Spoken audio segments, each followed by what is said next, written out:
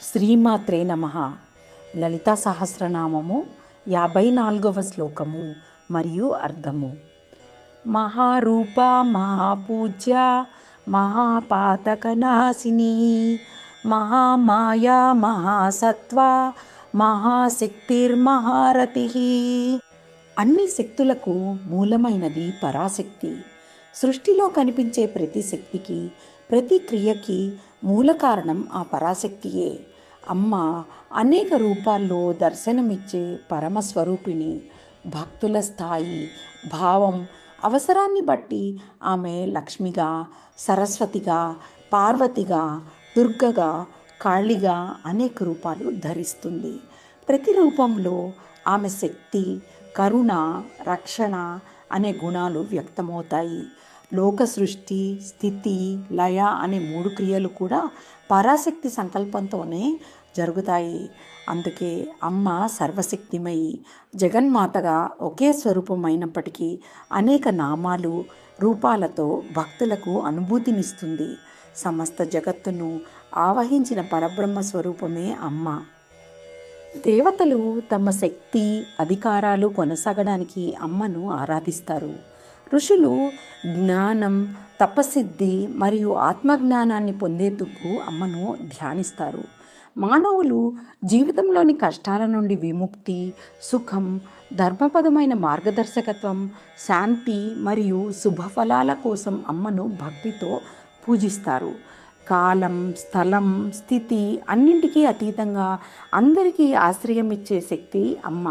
అందుకే సృష్టిలోని 3 లోకాలకు ఆదిశక్తిగా, సమస్త జగత్తుకు మాతగా అమ్మ అత్యంత పూజనీయము అయిన దైవస్వరూపము.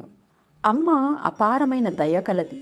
మనిషి అజ్ఞానం, అవివేకం వల్ల చేసిన మహాపాపాలైనా అమ్మ కరుణ ముందు అవి నిలవలేవు. నిజమైన భక్తి, పశ్చాత్తాపంతో శరణు కోరితే అమ్మ హృదయం కరిగిపోతుంది. శిక్షించడమే కాదు, తప్పు చేసిన వారిని సరిదిద్దే తల్లితనం అమ్మది.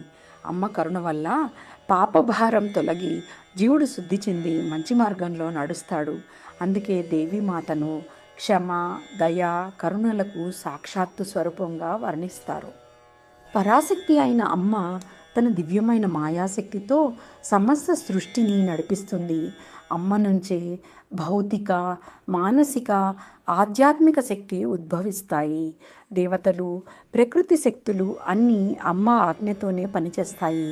ఆ శక్తి వల్లే బ్రహ్మ సృష్టి చేస్తాడు, విష్ణువు లోకాన్ని పోషిస్తాడు, శివుడు లయను నిర్వహిస్తాడు. ఈ దివ్యమైన మాయాశక్తి జగత్తుకు రూపం, క్రమం, చైతన్యం ఇచ్చే మూల కారణం.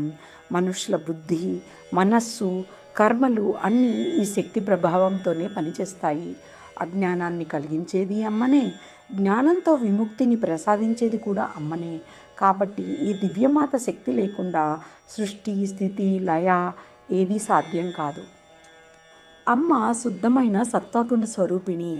పవిత్రత, శాంతి, సత్యం, సమతా గుణాలతో నిండి ఉన్న దివ్యశక్తి. రజోగుణం, తమోగుణాల ప్రభావం లేని స్వచ్ఛమైన చైతన్య రూపమే అమ్మ స్వరూపం. అమ్మ కృప వల్ల మనిషి మనసు ప్రశాంతమై వివేకం మరియు సద్బుద్ధి వికసిస్తాయి. అజ్ఞాన అంధకారాన్ని తొలగించి ఆత్మజ్ఞానానికి వెలుగు చూపించేదే అమ్మ. అందుకే అమ్మను జ్ఞానదాయిని, మోక్ష మార్గాన్ని సూచించే పరమాత్మ శక్తిగా స్తుతిస్తారు. స్వస్తి.